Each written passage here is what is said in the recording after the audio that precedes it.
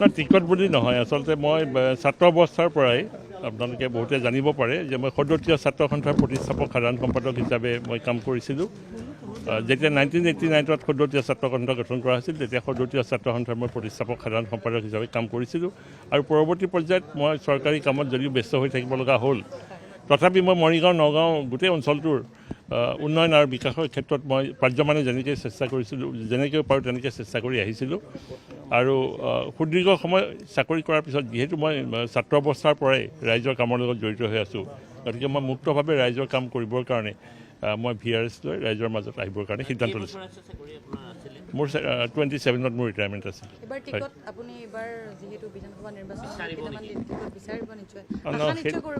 হয় সেই বিষয়ত দলৰ নেতৃত্বই যিদৰে নিৰ্দেশ দিয়ে বা তেখেতসকলে যদি সুযোগ সুবিধা দিয়ে ডেফিনেটলি মই এই বিষয়ত চিন্তা চৰ্চা কৰিম এইটো সম্পূৰ্ণ দলৰ নেতৃত্বৰ ওপৰত নিৰ্ভৰ কৰিব তেখেতসকলে যি নিৰ্দেশনা দিয়ে সেইমতে মই আগবাঢ়ি যাম নিৰ্বাচন খেলিবলৈ আপুনি সাজু এবাৰ আৰু 1.5 মাহ বাকী আছে মই ইতিমধ্যে ক'লোৱে যে যদি দলে তেনেধৰণৰ সুযোগ সুবিধা প্ৰদান কৰে ডেফিনেটলি মই সৰ্বোচ্চ উজাৰি সমগ্ৰ অসম তথা মৰিগাঁওবাসী ৰাইজৰ কাৰণে কাম কৰিবৰ কাৰণে মই প্ৰস্তুত হৈ আছোঁ